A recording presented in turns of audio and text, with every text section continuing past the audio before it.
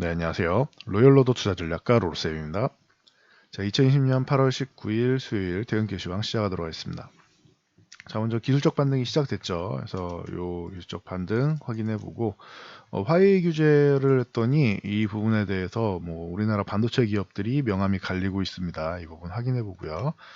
자, 수급의 팩트를 확인해야 미래를 확인할 수 있다라고 항상 말씀을 드리죠. 그래서 수급이 미래다. 이 부분 확인해 보도록 하겠습니다.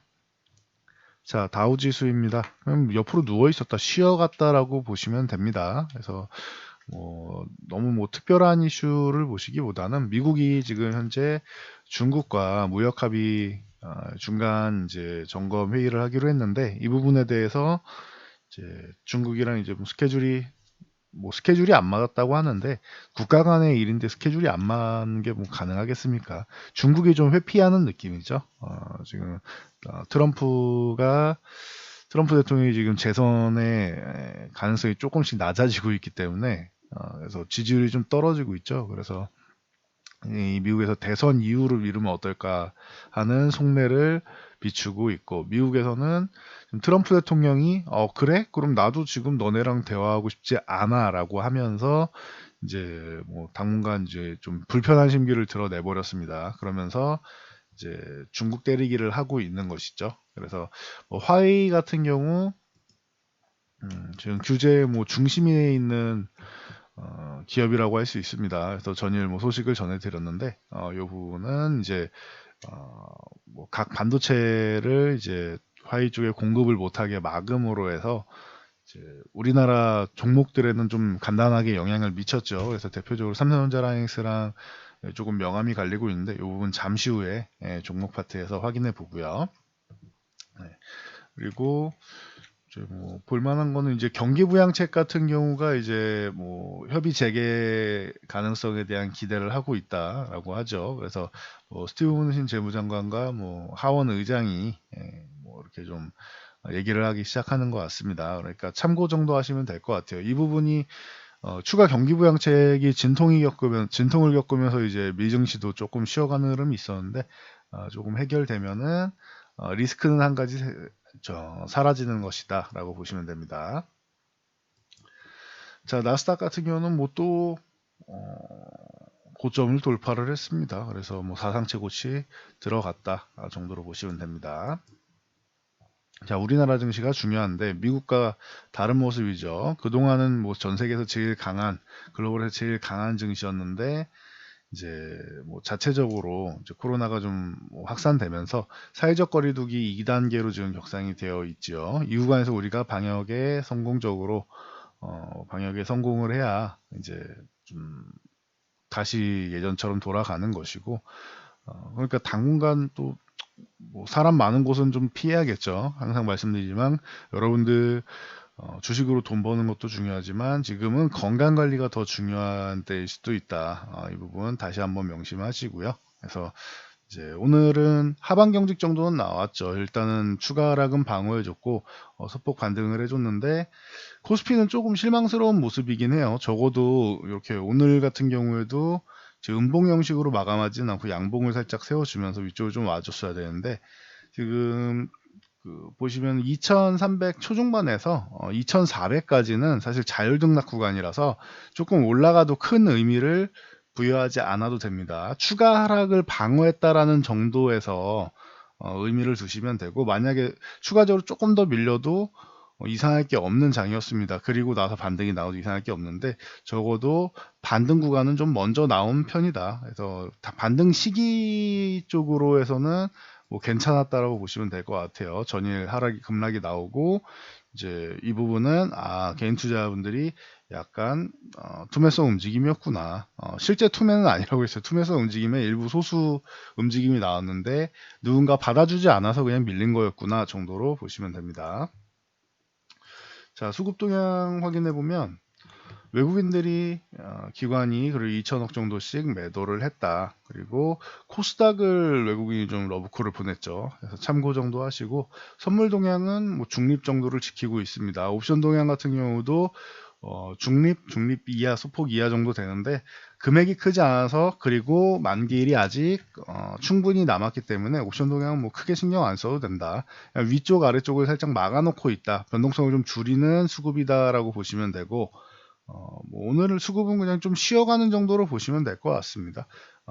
코스피 쪽으로 치면은 주식 소폭 매도에 선물 소폭 매수에 이제 옵션 동향 같은 경우도 중립하면은 거의 중립 정도 수준, 아니면 중립보다 약간 이하 정도로 보시면 되고, 코스닥 같은 경우는 외국인이 좀 매수가 들어왔다 정도로 보시면 긍정적이긴 한데, 코스닥은 원래 수급이 개별적이기 때문에 뭐 크게 그렇게까지 크게 의미를 두지는 않는다 정도로 보시면 될 것 같습니다. 그래서 오늘도 추가 하락은 방어해줬고, 어제도 그렇고 오늘도 그렇고 역시나 이제 선물을 강력하게 매도하거나 풋옵션을 강력하게 매수해서 추가적으로 하방으로 압력을 강하게 넣는 수급 동향은 아니다. 만약에 이런 경우에는 지금처럼 돌바락재가 발생해서 급락이 나와도 반등이 나오게 됩니다. 그래서 반등 나왔을 때 뭐 청산이 나오는지를 뭐 확인하면 되고, 지금 같은 경우에는 추가 하락에 대해서 뭐 크게 염두에 두지 않는 것 같습니다. 추가 하락이 나오더라도 바로 회복된다라는 확신을 갖고 있는 정도의 수급 정도로 보시면 될 것 같습니다. 자, 그리고 코스닥 시장 같은 경우 반등이 나왔는데 코스피보다는 좀 양호했습니다. 그래서 뭐 2%대 반등이 나왔는데, 이것도 마찬가지예요. 코스닥 같은 경우도 지금 뭐 800포인트부터 시작해서 한 835포인트 정도까지는 이제 자율등락 구간이, 이 사이에서 움직이는 거는 그냥 뭐 편안함을 느끼시면 됩니다. 조금 올랐다고 해서 좋아할 거 없고, 조금 내렸다고 해서 실망할 것도 없습니다. 그냥 자연스럽게 이 사이에서 움직이는 구간이다. 요 하단 상단 사이에서 이 정도에서 움직이는 구간이다. 그래서 위쪽으로 돌파하면 다시 한번 고가 행진 펼치면서 올라갈 것이고, 살짝 이탈한다라고 하면은 기분 나쁘게 조정을 조금은 받겠지만 뭐 유지될 가능성은 뭐 충분하겠죠. 그래서 일단은 조금 더 지켜보도록 하겠습니다.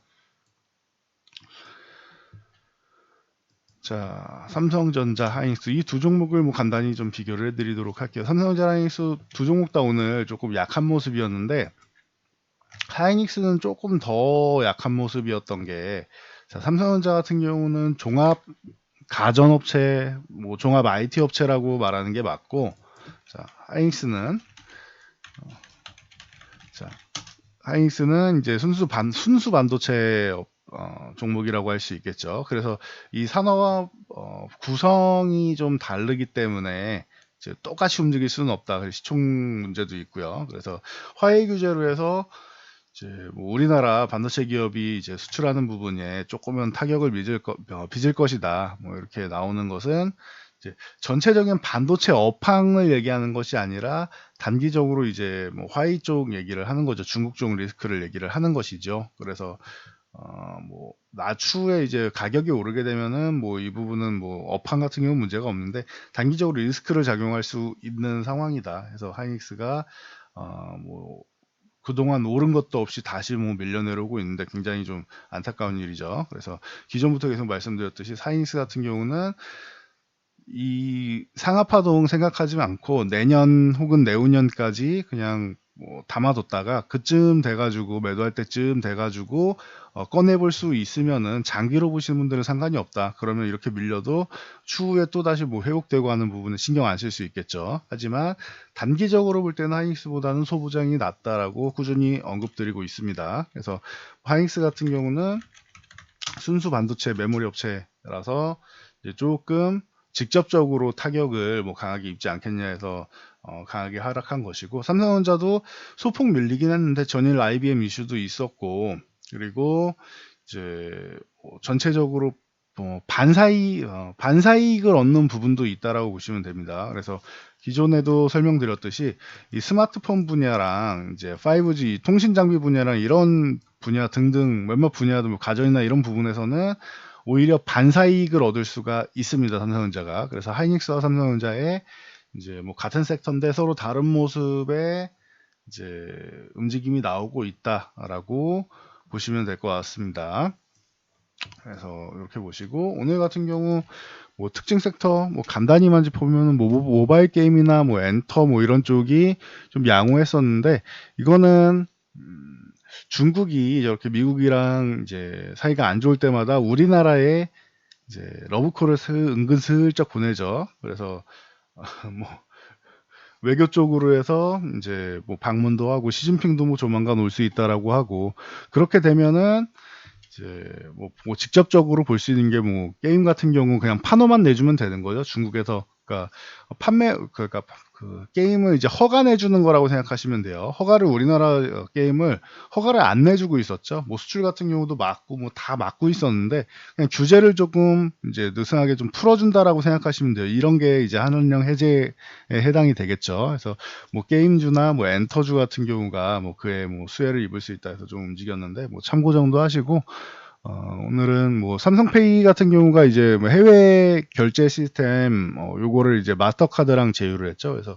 뭐 NHN 한국사이버결제라던가 뭐 이런 종목들이 조금 움직이고 있습니다. 그래서 기존에 몇 번 언급을 드렸었는데 이렇게 급등이 나왔을 때는 조금 쉰 다음에 관심을 가지셔야 됩니다라고 했는데 고점 돌파하고 위쪽에서 쉬는 구간 가운데 어제도 21선 터치 정도까지만 해놓고 오늘 다시 한번 고점을 돌파해서 가고 있습니다. 그래서 뭐 그냥 추세적으로 움직이고 있다라고 생각하시면 돼요. 그래서 뭐 결제 관련주 쪽으로는 코로나 이제 비대면 서비스의 이제 수혜이기도 하기 때문에 포스트 코로나에서 뭐 항상 좋은 이제 선택이 될 수 있다라고 몇 번 말씀을 드렸죠. 그래서 NHN 사이버 결제라던가 뭐 아니면은 뭐 KG 모빌리언스 뭐 이런